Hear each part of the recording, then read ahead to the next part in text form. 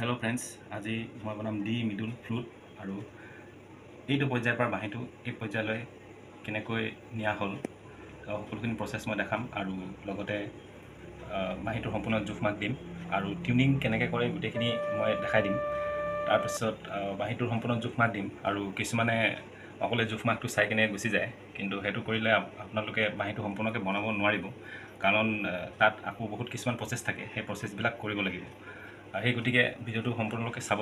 মই ভিডিঅ'টো আৰম্ভ কৰাৰ আগেই বাঁহীটো সম্পূৰ্ণ জোখ মাকটো দি দিম।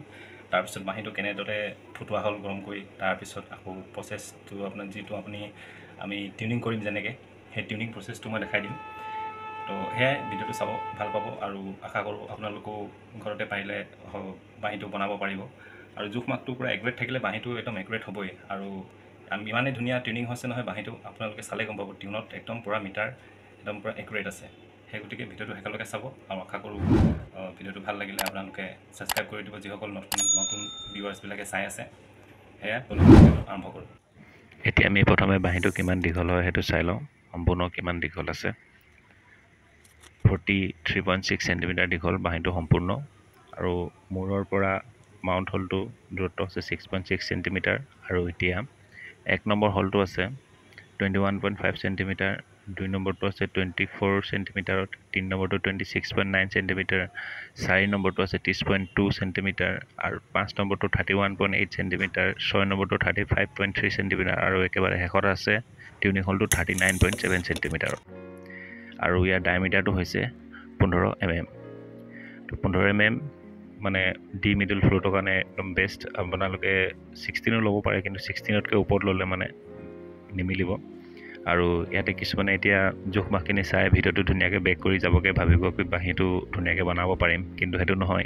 এতিয়াহে মেইন ভিডিঅ'টো ষ্টাৰ্ট হ'ব, কাৰণ কেলৈ ইয়াত বাঁহীৰ যোন হলকেইটাৰ ডায়মিটাৰটো মই দিয়াই নাই। হলকেইটাৰ ডায়মিটাৰ একুৰেট থাকিলে টিউনিঙত ইমান কষ্ট নহয়, টিউনিংটো অতি সোনকালে মিলি যাব। এতিয়া বাঁহীটো বনোৱা আপোনালোকে চাই থাকক, টিউনিং কৰোঁতে মোৰ একেবাৰে কষ্ট নহ'ল, কাৰণ কেলৈ মই হলকেইটা একেবাৰে ফুটোৱাওঁতে একেবাৰে পাৰফেক্ট কৰি নিছোঁ। আৰু টিউনিঙত দুই এটা অকণমানহে 19-20 হৈছে। এতিয়া যেনেকৈ আমি মাউণ্ট হলটো ফুটাই আছোঁ, চাই থাকক। এইটো আমি 10 mm ৰাখিম, আৰু 10 mm ৰাখিবলৈ হ'লে এতিয়া বাকীকেইটাও ফুটা একেবাৰে কৰি ল'ম সৰু ৰ'দডালে। আৰু কোনটো 10 mm লাগিব, কোনটো 9 mm থাকিব, সেইটো গোটেইখিনি জানিব লাগিব, তেতিয়া টিউনিং কৰোঁতে ইমান অসুবিধা নহয়। আৰু এইকেইটা ফুটাকেইটা অলপ ডাঙৰ কৰি লাহেকৈ জোখ মাকটো ল'ম। তো গোটেই বাঁহীটো ফুটোৱা দেখুৱাব নোৱাৰিম চাগে, কাৰণ কেলৈ ভিডিঅ'টো যথেষ্টখিনি দীঘল হৈ যায়। তো এইমতে এইটো প্ৰচেছতে বাঁহীটো ফুটোৱাম, কাৰণ কেলৈ চিনটো দি থোৱাই আছে। এতিয়া আমি ডায়মিটাৰটো চেক কৰিম।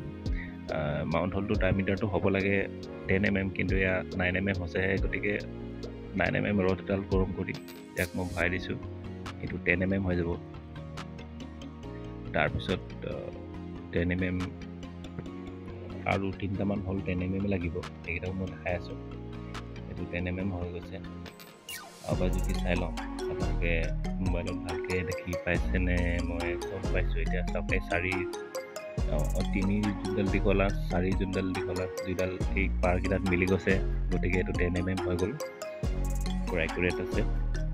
এতিয়া এইটো সমান আমাক 1, 2, 3টা, এই 3টা হ'ল আমাক 10 mm লাগে সেইটো লিখা। সেই গতিকে একেটাই প্ৰচেছ আমি কৰিম, এই 3টাও আমি 10 mm বনাই ল'ম। আগতে হিচাপখিনি জানিলে মানে হলকেইটা কিমানটো চাইজ কিমান থাকিব লাগিব জানিলে মানে টিউনিং কৰোঁতে ইমান অসুবিধা নহয়। নহ'লে মানে বহুত মিলাবলগীয়া হৈ যায়। হলকেইটা প্ৰথমে একেবাৰে সৰু কৰি ল'লে টিউনিং কৰোঁতে বহুতখিনি চিজ পেপাৰ মাৰিব লাগে। মই বাঁহী কেইবাদিনৰ পৰা বনাই আছোঁ, গতিকে মোৰ ইমানখিনি অভিজ্ঞতা এটা হৈ গৈছে। নহ'লে নতুন প্ৰব্লেম হ'বই। এতিয়া এই ধাৰ হলটো অলপ অকণমান ডাঙৰ লাগিব, 10তকৈ অকণমান ডাঙৰে লাগিব, কিন্তু হ'লেও 10 বা 10.5 কৰিবলৈ চেষ্টা কৰিম, কাৰণ বাকীখিনি টিউনিঙত মিলাম, চিজ পেপাৰত মিলাম। বেছি ডাঙৰ হৈ গ'লেতো আকৌ সৰু কৰিব নোৱাৰিম। তো আৰু এবাৰ চাই লওঁ ফিটাৰটো লগাই কি হয়।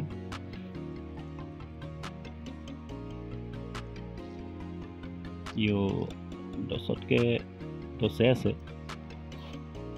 10 mm আছে।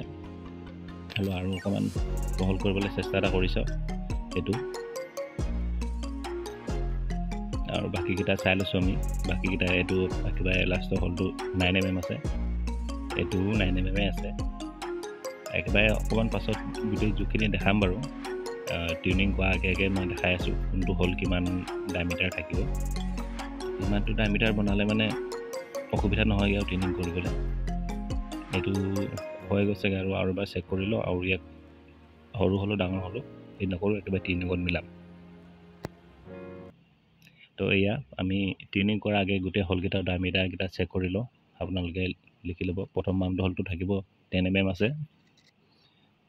তাৰপিছত আৰু এতিয়া প্ৰথম হলটো আছে, এইটো 10 mm আছে 1 নম্বৰটো। 2 নম্বৰটো 10 mm আছে, এইটোতো মই দেখাইছিলোঁ ভিডিঅ'টো 10 mm থাকিব বুলি কৈছিলোঁ। এই তিনিটা 10 mm থাকিব, এইটো 10 mm আছে। তাৰপিছত এতিয়া আমাৰ চাহ হলটোত আছে 9 mm, এইটো 9 mm লাগিব, এইটো 9 mm আছে। এতিয়া আকৌ নি হলটো আছে আপোনাৰ 10.5, এইটো আছে আকৌ 9 mm আছে। আকৌ লাষ্টৰ একেবাৰে টিউনিং হলটো আছে, এইটো 9 mm আছে। তো সেয়াই আমি টিউনিং কৰাৰ আগে এতিয়া কোনটো হলত কোনটো নোট ওলাব লাগিব সেইটোতো জানিব লাগিব। এনেই টিউনিং কৰিলে নহ'ব। চাহটোত ডি ওলাব লাগিব, ৰেড ওলাব লাগিব, ই গাত ওলাব লাগিব, এফ চাৰ্প মাত ওলাব লাগিব, জি পাত ওলাব লাগিব, এ ধাত ওলাব লাগিব, বি নিট ওলাব লাগিব, চি চাৰ্প আৰু চাত ওলাব লাগিব, ডি। তো বলক এতিয়া আমি টিউন কৰিবলৈ আৰম্ভ কৰোঁ। এতিয়া গোটেইকেইটা হল একদম টিউনিং হললৈকে গোটেইটো বন্ধ কৰি আমি চাই লওঁ। প্ৰথমে মাউণ্ট হলটো চেক কৰিম, তাত জি চাৰ্প ওলাব লাগিব নাই। তো একুৰেট আছে এইটো প্ৰথমটোৱে, একেবাৰতে হৈ গ'ল। টিপা চিপা লগোৱাটো নেদেখালোঁ বাৰু, সেইটো ৰাবাৰ টিপা মই লগালোঁ। এতিয়া আমি পাটো চেক কৰিম। এতিয়া পাটোত এ ওলাব লাগিব, ঠিকেই আছে। অকণমান মানে 19-20 আছে অকণমান। এই আমি টিউনিং হলটো অকণমান বহল কৰি দিলে হৈ যাব। সেইটো টিউনিং হলটো বহল কৰি দিলে হৈ যাব। এতিয়াও ইমানখিনিতে পাৰি, হ'লেও একেবাৰে পূৰা মই মিটাৰটো একদম মিলাই দিব বিচাৰিছোঁ। সেইটো একেবাৰে মই লাইভ টিউনিং দেখাইছোঁ আপোনালোকক। এই মোবাইলত দেখিছে, মোবাইলটোতো একেই মিটাৰ হিলি আছে। তাৰ স্ক্ৰীন ৰেকৰ্ডিংটো মই এই ভিডিঅ'টোৰ ওপৰত মই লগাই দিছোঁ। কেমেৰা কোৱালিটিটো ইমান ভাল নহয়, গতিকে স্ক্ৰীন ৰেকৰ্ডিং কৰিয়ে দি দিছোঁ। আৰু ইমান দূৰলৈকে কেপচাৰ কৰিব নোৱাৰেও চাগে। এতিয়া এয়া হ'বগৈ।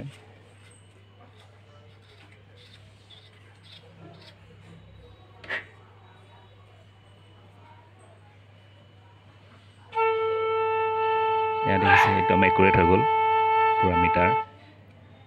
আৰু এনেকুৱা পাৰফেক্ট বাঁহী পাবলৈ বহুত দিগদাৰ আপোনালোকে। এতিয়া আমি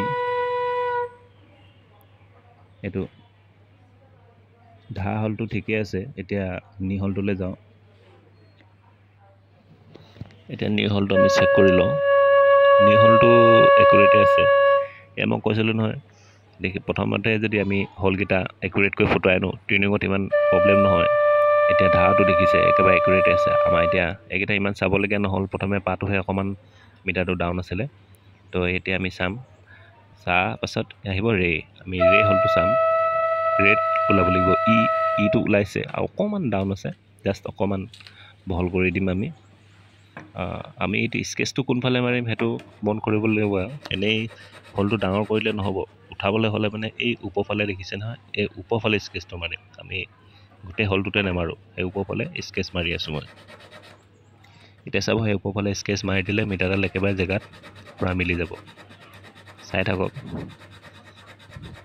কি বহুতে ভিডিঅ'টো শেষলৈকে নেচায় কাৰণে বাঁহীটো ভালকৈ বনাব নিশিকাকৈ লাষ্টত মেইন বস্তুটোৱে বুজি নাপায় কি হৈছে। অকলে জোখমাখটো ল'লে এইটো ইমানটোত মানে কোনটো কিমানত ডিষ্টেঞ্চটো থাকিব তাত মানে মাৰ্ক দি ল'ব, মাৰ্ক কৰি কিনে ফুটাই দিলে, ভাবিলে কি বাঁহীটো হৈ গ'ল।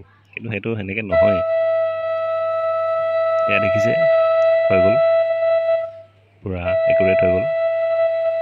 এইটো ই ওলাইছে, এইটো একুৰেট আছে। এতিয়া আমি চাম ৰে পিছত গা হলটোত ওলাব লাগিব এফ চাৰ্পে ওলাইছে, ঠিকে আছে, হ'লেও অকণমান চাফা কৰি দিওঁ। মই কি কৈছিলোঁ, এনেকুৱা পাৰফেক্ট টিউনৰ বাঁহী পাবলৈ বহুত মুস্কিল। যদি এই বাঁহীটো লাগে আপোনালোকক ল'ব পাৰিব। মই এইটো 1200মান টকাত বিক্ৰী কৰিম বুলি ভাবিছোঁ। যদি কাৰোবাক লাগে কমেণ্টত মেছেজত জনাব, নম্বৰটো পাৰিলে দি দিব। মই বাঁহীটো আপোনালোকক অনলাইন যোগেদিয়ে পঠাই দিম। এতিয়া মাহ হলটো চাওঁ।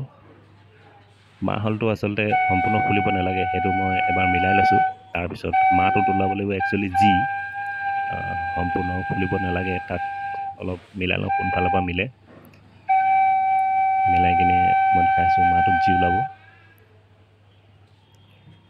এতিয়া অকণমান বহল কৰিব লাগিব চাগে। এইটো মিলাৰ পিছত চাব গোটেইকেইটা নোট একদম পাৰফেক্ট থাকিব। আৰু এনেকুৱা পাৰফেক্ট বাঁহী মই কৈছোঁ নহয়, পাবলৈ বহুত মুস্কিল আছে। একদম একুৰেট হিচাপ নিকাচ হ'লে মানেহে এনেকুৱা বাঁহী এটা বনি উঠে। আৰু বাঁহীটো টিউনিং ভাল নাথাকিলে বজায়ো ভাল নালাগে। আৰু বাঁহীৰ মেইন প্ৰাণটোৱেই টিউনিংটো একদম যদি একুৰেট থাকে বাঁহীটো বজাবলৈও ভাল লাগে, তাত মাতো ধুনীয়া ওলায়। আৰু টিউনিংটো ভাল থাকিলে শিকিবলৈওতো ভাল। এতিয়া যদি আপোনালোকে বেয়া টিউনৰ বাঁহী এটা বজায়, বোলে আপোনাক গুৰুৱে শিকাব বেলেগ এটা চাউণ্ড, আপোনাৰ সেইটো বাঁহীত সেই চাউণ্ডটো নোলাবই চাগে। টিউনে ঠিক নাথাকেতো চাউণ্ডটো ক'ৰ পৰা ওলাব।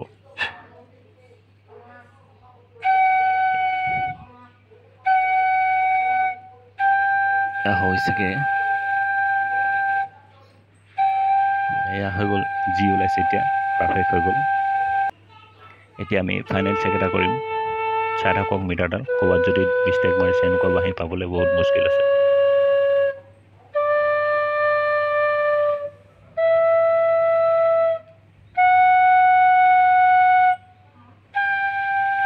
এয়া দেখিছে, ডি স্কেল বাঁহী, একদম পাৰফেক্ট টিউনৰ বাঁহী। তাৰপিছত এতিয়া আমি পলিচ মাৰিম। পলিচ মৰাটো কেইবাটাও ভিডিঅ'ত দেখাই আছোঁ, সেইকাৰণে সম্পূৰ্ণ নায়ো দেখুওৱা, ৰছী বন্ধাও এদিন দেখালোঁ। তাৰপিছত বাঁহীটো এনেকুৱা হ'লগৈ। ভিডিঅ'টো শেষলৈকে চোৱাৰ বাবে ধন্যবাদ। যদি আপোনালোকে কিবা আৰু জানিবলৈ বাকী থাকিলে মোক কমেণ্টত জনাব। ধন্যবাদ।